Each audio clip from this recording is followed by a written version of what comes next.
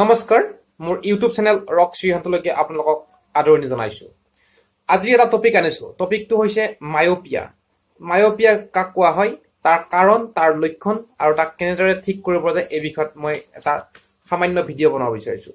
মই ইয়াত কোনো ধৰণৰ মেডিকেল টাৰ্মছ ইউজ নকৰোঁ।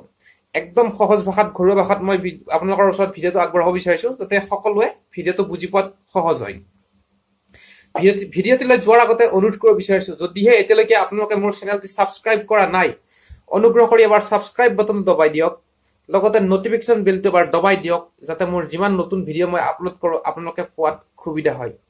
যদি ইনফৰমেশ্যনখিনি বা ভিডিঅ'টো আপোনালোকৰ কাৰণে ইউজফুল হয় বুলি ভাবে, তেনেহ'লে অনুগ্ৰহ কৰি এবাৰ ভিডিঅ'টো ছাবস্ক্ৰাইব কৰক, শ্বেয়াৰ কৰক, যাতে আপোনাৰ লগতে আৰু অন্য 10জনে এই ইনফৰমেশ্যনখিনি পাবৰ কাৰণে সক্ষম হয়। আহিছোঁ এতিয়া টপিকলৈ। মায়োপিয়া হৈছে যিসকল মানুহে বা যিসকল পেচেণ্টে দূৰৰ বস্তুটো সঠিকভাৱে দেখা পোৱাত অসুবিধা হয়, তেওঁলোকক একচুৱেলি মায়োপিক পেচেণ্ট বুলি কোৱা হয়। মায়োপিয়া হ'লে কি হ'ব, আমাৰ যিটো লাইট আমাৰ ৰেটিনাত পৰাৰ কাৰণে আমাৰ যিটো ইমেজ ফৰ্ম হয়, সেই ইমেজ ফৰ্মটো হোৱাত মানে বিসংগতি দেখা দিয়ে। যিকোনো লাইট চ'ৰ্চৰ পৰা, আৰ্টিফিচিয়েল হওক বা নেচাৰেল যিকোনো লাইট চ'ৰ্চৰ পৰা যিখিনি লাইট আহি আমাৰ ৰেটিনাত পৰিলে আমি দেখা পাওঁ, সেই লাইটটো কি হয়, তেওঁলোকৰ ৰেটিনাখনৰ আগত পৰে, যাৰ কাৰণে তেওঁলোকে দূৰৰ বস্তু সঠিকভাৱে দেখাত অসুবিধা হয়। এতিয়া কথাটো হৈছে, আপোনাৰ যে মায়োপিয়া বা মায়োপিক পেচেণ্ট এজন কি চিমটমছ বা কি লক্ষণ থাকিলে আমি গম পাম যে তেখেতে এনেকুৱা ধৰণৰ অসুবিধাৰ সন্মুখীন হৈছে। প্ৰথম কথা হৈছে, তেখেতে দূৰৰ বস্তু ভালকে দেখা নাপায়, ব্লাৰ ইমেজ থাকিব, ইমেজটো ব্লাৰ হৈ যাব, ক্লিয়াৰ নাথাকে। 2 নম্বৰ কথা, মূৰৰ বিষ হ'ব, আই ফেটিক হ'ব। তাৰপিছত আমাৰ যিটো স্কুইন বুলি কোৱা হয়, কেৰা, চকুটো কেৰা, তেখেতে গম নপোৱাকৈ কেৰা হৈ যাব। এনেকুৱা ধৰণৰ সৰু সৰু কিছুমান লক্ষণ আপোনাক দেখা দিব। তেতিয়া আপুনি গম পাব যে আপুনি এজন মায়োপিক পেচেণ্ট, বা যিকোনো এজন মানুহ তেখেতে গম পাব যে তেখেত মায়োপিক পেচেণ্ট হয়।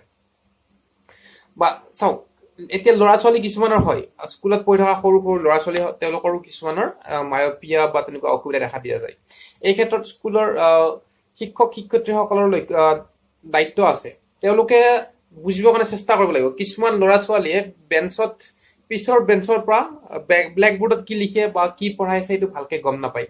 এই ক্ষেত্ৰত শিক্ষকজন বা শিক্ষয়িত্ৰীগৰাকীয়ে তেখেতে ইনিচিয়েটিভ ল'ব লাগিব, আৰু ছাত্ৰ বা ছাত্ৰী যি আছে তেওঁলোকৰ গাৰ্জেনক ইনফৰমেশ্যন দিব লাগিব যে তেখেতৰ ল'ৰাজন বা ছোৱালীজনীৰ হয়তো এনেকুৱা ধৰণৰ কিবা অসুবিধা দেখা দিব পাৰে, যিটো মই কৈ আছো মায়োপিয়া। এতিয়া যিসকলৰ মায়োপিয়া আছে, তেওঁলোকৰ প্ৰব্লেমটো কেনেকৈ চল্ভ কৰা হ'ব? তেওঁলোকে প্ৰথম কথা ডক্টৰ তাত যাব লাগিব। ডক্টৰে তেওঁলোকক পাৱাৰ দিব, চশমাৰ পাৱাৰ, আৰু চশমাৰ পাৱাৰটো মাইনাছ ফৰ্মত আহিব।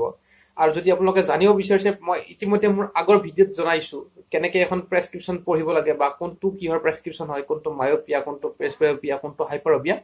মোৰ আগৰ যিখিনি ভিডিঅ' আছে এই ক্ষেত্ৰৰ ৰিলেটেড, তেনেকুৱা ভিডিঅ'বিলাক চালেও আপোনালোকে এই ডিটেইল জানিব পাৰিব। এতিয়া যিজন পেচেণ্টৰ বা যিজন মানুহৰ তেনেকুৱা মায়োপিক প্ৰব্লেম আছে, তেওঁলোকক ডক্টৰে মাইনাছ পাৱাৰৰ চশমা দিয়া হয়। মাইনাছ পাৱাৰৰ চশমা পিন্ধিলে তেওঁলোকে তেওঁলোকৰ প্ৰব্লেমটো চল্ভ কৰিব পাৰে।